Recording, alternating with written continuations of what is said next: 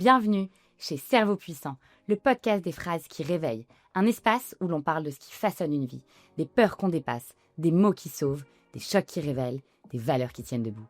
Chaque semaine, je vais chercher la phrase fondatrice d'une personnalité, une phrase qui a construit, brisé, transformé ou sauvé. Parce que certaines paroles deviennent des boussoles, parce que tout commence par une prise de conscience, parce que chacun porte en lui une lumière en attente. Et j'ai la chance d'être soutenue pour ce podcast par l'agence de communication Surf.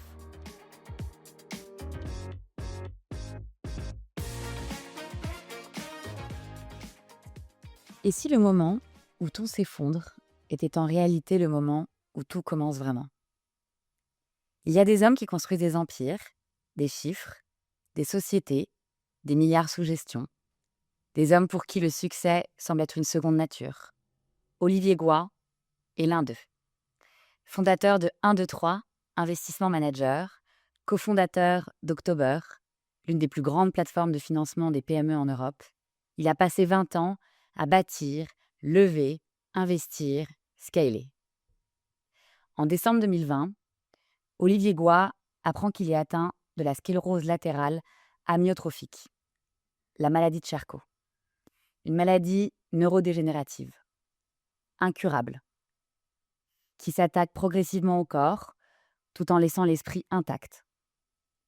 Ce diagnostic, il aurait pu le vivre comme une fin. Beaucoup l'auraient vécu comme une fin. Lui, il l'a vécu comme une question. Une question radicale, du genre de celle qu'on n'ose pas se poser tant qu'on est occupé à construire, à performer, à avancer. À quoi sert ce que je fais? Pourquoi est-ce que je me lève le matin? Qu'est-ce que je veux vraiment laisser derrière moi? Et c'est là que le parcours d'Olivier devient vraiment intéressant. Parce qu'au lieu de ralentir, au lieu de se replier, il a choisi de se transformer. De mettre sa notoriété, son énergie, son temps qui compte désormais différemment au service de la recherche, de la conscience collective, de ceux qui traversent la même épreuve, dans l'ombre. Au fil de ces années de maladie, il a en quelque sorte mené une deuxième vie. Documentaires, livres, associations, levée de fonds pour l'Institut du cerveau, il est devenu, malgré la maladie, ou peut-être grâce à elle, une voix, une présence, un homme qui a fait de la contrainte ultime un espace de transformation plutôt qu'un mur. Et ça demande une force intérieure immense. Dans cet épisode, on va parler de sens, de résilience, de rapport au temps, à la mort, à l'héritage, de ce que le succès ne protège pas et de ce qu'on découvre sur soi-même quand on n'a plus le luxe de se mentir. Olivier Goy, merci d'être avec nous sur Cerveau Puissant. Alors, je vais expliquer un peu le concept. En fait, tu as déjà enregistré, tu as une IA qui reproduit ta voix. Et donc, je vais te poser des questions et c'est ton IA qui a le même son que ta propre voix qui va répondre. C'est un concept extraordinaire que tu as inventé. Alors aujourd'hui, quelles sont les valeurs qui te tiennent debout, Olivier? Tient debout, ce sont des valeurs très simples, mais devenues vitales. D'abord, la vérité. Dire les choses telles qu'elles sont, sans les embellir ni les dramatiser. La vérité libère de beaucoup de peurs inutiles. Ensuite, le lien. Les autres. La relation. Ce qui circule entre nous quand on prend le temps d'être vraiment là. C'est sans doute ce qui m'a le plus surpris. Plus le corps se fragilise, plus le lien devient central. Il y a aussi l'utilité, me sentir encore utile, pas malgré la maladie, mais parfois grâce à elle. Transformer ce qui m'arrive en quelque chose qui dépasse ma propre histoire. Et puis la joie, au sens presque militant du terme. Pas l'euphorie, la joie comme une décision intérieure. Continuer à regarder la beauté, à rire quand c'est possible, à savourer l'instant. Enfin, l'espérance. Pas une espérance naïve ou magique, une espérance active. Faire ma part, avancer, même sans garantie sur le résultat. Ce sont ces valeurs-là qui, aujourd'hui, m'aident à rester debout. Merci Olivier. Quelle leçon de vie de t'écouter. En tout cas, merci vraiment. Je pense que c'est un épisode très important pour tous les gens dans leur quotidien. Alors, parmi ces valeurs, laquelle est devenue non négociable? Sans hésiter, le lien. Tout le reste peut vaciller, se transformer, se réorganiser. Le lien, lui, est devenu non négociable. Le lien avec ceux que j'aime, le lien avec ceux qui m'accompagnent, le lien avec ceux que je ne connais pas encore, mais que cette histoire relie malgré tout. Quand le corps lâche, quand le futur se rétrécit, il reste ça, être en relation. Ne pas s'isoler, ne pas se fermer, continuer à dire «je suis là et tu comptes». C'est le lien qui donne du sens au combat, au projet, aux mots. Sans lui, tout devient abstrait. Avec lui, même l'épreuve reste vivante. Alors, donc effectivement, cette épreuve t'a tout changé, on le voit déjà dans la manière dont tu t'exprimes. Est-ce qu'il y a une valeur que tu pensais avant essentielle et qui aujourd'hui ne l'est plus du tout? Oui, avant la maladie, je pensais que la performance était une valeur centrale. Faire plus, aller plus vite, réussir, enchaîner les projets, cocher les objectifs. J'ai longtemps vécu dans ce rythme. Comme beaucoup d'entrepreneurs, j'étais convaincu que la valeur d'une vie se mesurait en partie à ce qu'on accomplit. La maladie de Charcot a profondément déplacé ce regard. Aujourd'hui, je ne crois plus que la performance soit l'essentiel. Elle peut être utile, stimulante, parfois même nécessaire, mais elle n'est pas le cœur. Alors, qu'est-ce qui, en revanche, en toi, n'a pas bougé malgré toutes ces épreuves? Je crois que mon enthousiasme n'a pas bougé. La maladie a transformé beaucoup de choses. Mon corps, mon rythme, mon quotidien. Elle a imposé des limites que je n'avais jamais imaginées. Mais au fond de moi, il y a quelque chose qui est resté intact. L'envie de croire que demain peut être beau.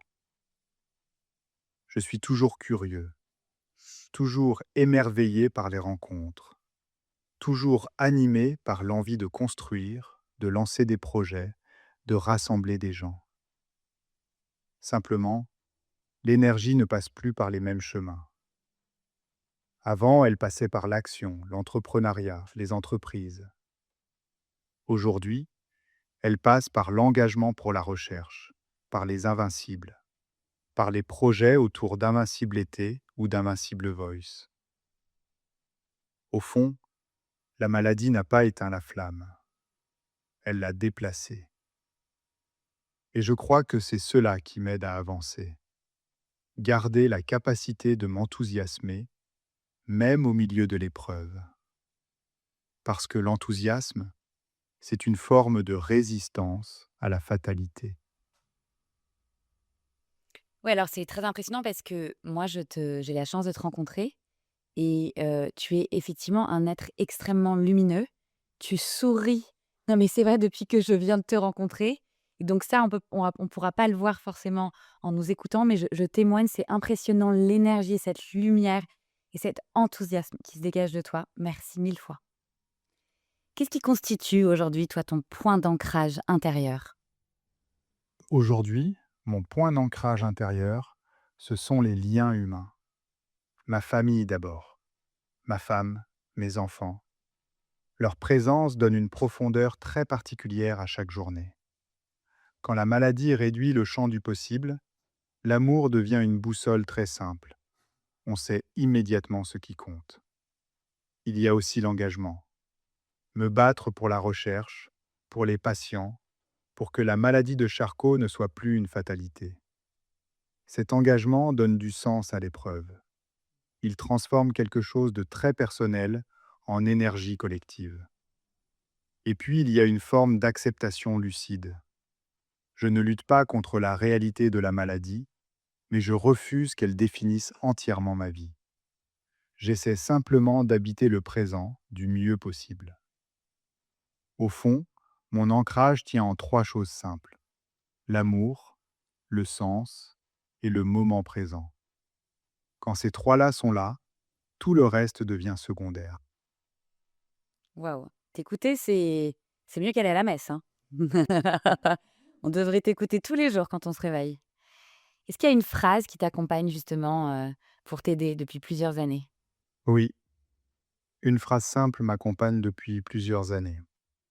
La fragilité n'est pas une faiblesse.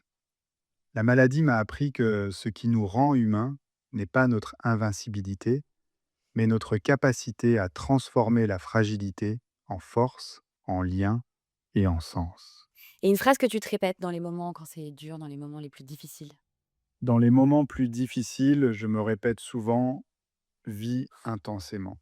Et quand tu pour ne pas céder à la peur, quelle phrase t'accompagne? Une phrase très simple: la peur n'empêche pas le danger, mais elle empêche de vivre. Alors tu sais que c'est quand même ma phrase depuis que j'ai, 15 ans.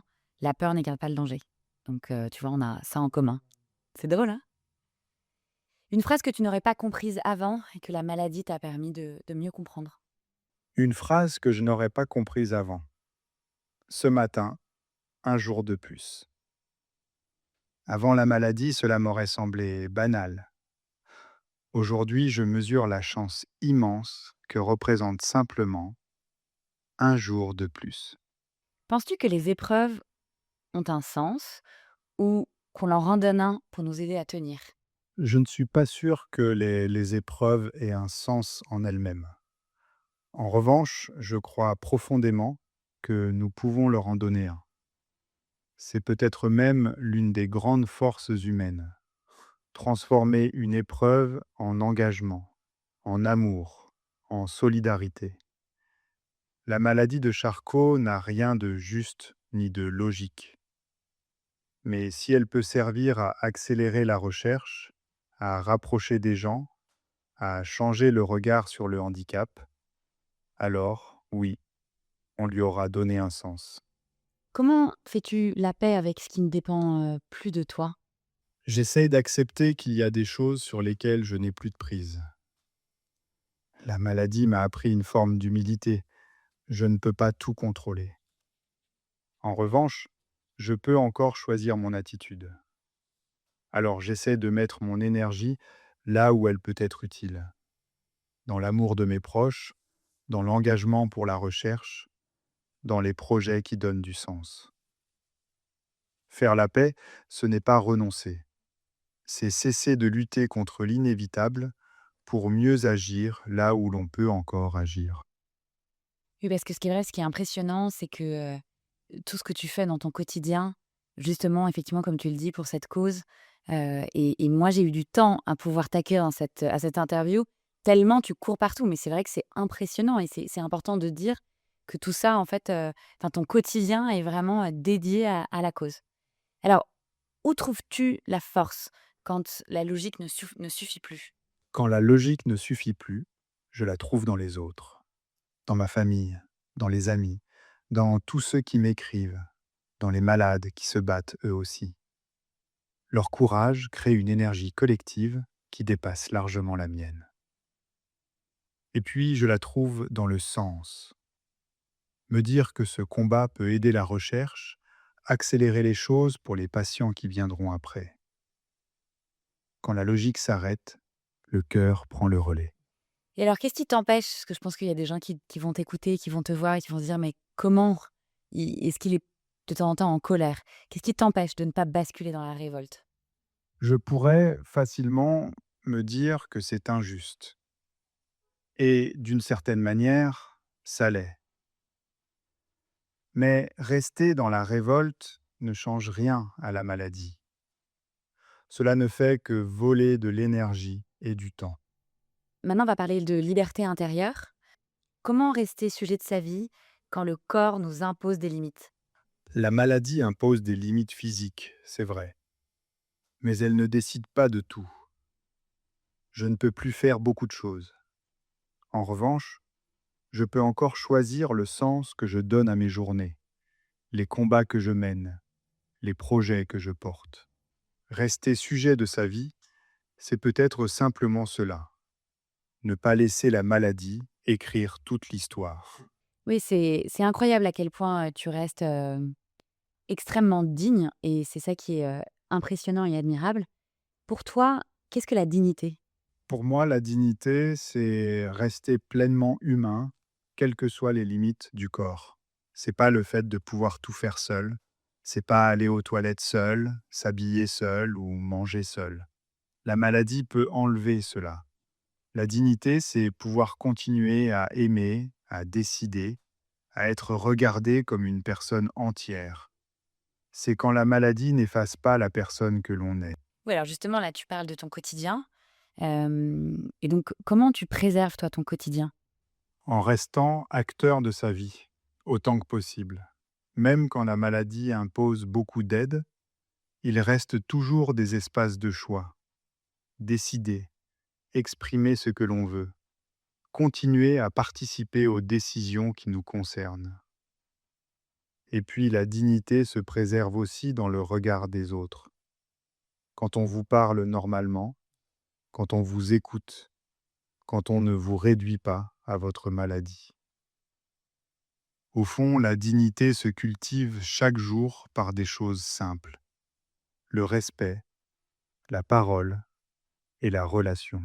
C'est dingue, on a l'impression aussi effectivement que, les épreuves nous transforment tellement, nous, l'être humain et on le voit avec toi et évidemment avec, tous les gens qui sont, touchés par des choses, extrêmement graves.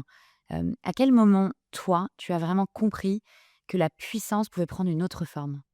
Je l'ai compris le jour où mon corps a commencé à me lâcher. Avant, la puissance était pour moi liée à l'action, à l'énergie, à la capacité de faire, d'entreprendre, d'aller vite. La maladie m'a montré qu'elle pouvait prendre une autre forme, une puissance plus silencieuse, mais peut-être plus profonde. Alors là, maintenant, on va parler, de ton rapport au temps et des décisions. Comment justement ce rapport au temps, hem, a changé ta manière de décider? Le rapport au temps a tout changé. Avant, je pensais souvent à long terme. On remet facilement les choses à plus tard quand on croit avoir beaucoup de temps devant soi. La maladie m'a appris que le temps est précieux. Alors mes décisions sont devenues plus simples.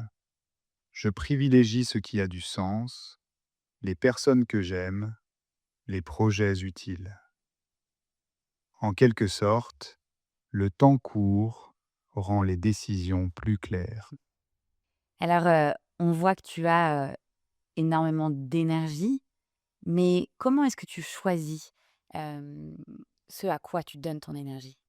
Je me pose une question très simple. Est-ce que je vais prendre du plaisir? Avec la maladie, l'énergie devient précieuse. Alors j'essaie de la consacrer aux choses qui me donnent de la joie. Les moments avec ceux que j'aime, les projets utiles, les rencontres qui comptent vraiment. Quand il y a du plaisir et du sens, je sais que mon énergie est bien placée. Bah, merci à nouveau de nous autoriser, ce temps si précieux et on fera en sorte qu'il serve vraiment à quelque chose. Ça, je n'en doute pas une seule seconde. Et alors qu'est-ce que tu refuses en revanche aujourd'hui? Aujourd'hui, je refuse surtout de perdre du temps avec ce qui n'a pas de sens. La maladie rend le temps très précieux. Alors, j'essaie d'éviter les faux-semblants, les conflits inutiles, les obligations qui ne m'apportent ni joie ni utilité. Quelle leçon de vie. Moi, je vais essayer maintenant d'appliquer, tout ce que tu dis religieusement. Maintenant, on va parler de transmission et d'essentiel. Là, aujourd'hui ou avec toutes tes actions, quelle valeur tu aimerais transmettre avant tout? La valeur que j'aimerais transmettre avant tout, c'est l'enthousiasme. Cette capacité à croire que quelque chose de beau peut encore arriver, à se lever le matin avec l'envie de vivre, de construire, de rencontrer. L'enthousiasme n'est pas de la naïveté, c'est une forme de courage face à l'incertitude. Et alors, quelle idée tu aimerais voir sur à ta propre vie?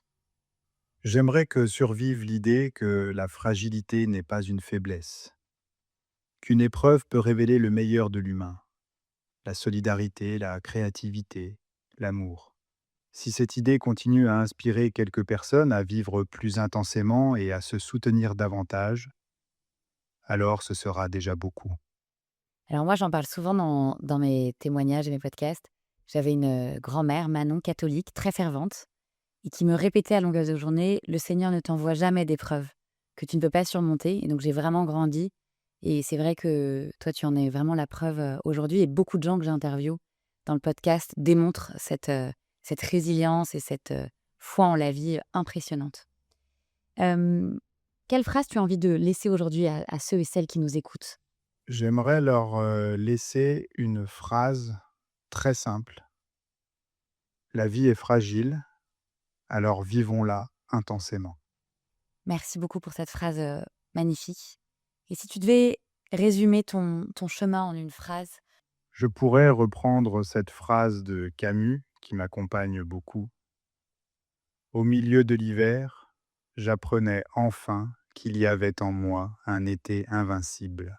C'est une phrase qui résume assez bien mon chemin aujourd'hui. C'est vrai, magnifique, et d'ailleurs, maintenant ton engagement, enfin ton association s'appelle Invincible. On la voit là sur ton bracelet, tu fais énormément d'actions auprès d'Invincible. Là, récemment, tu as fait un énorme partenariat avec Etam, également, et donc c'est vrai qu'on comprend, encore mieux maintenant pourquoi tout ça s'appelle Invincible avec cette, magnifique phrase de Camus.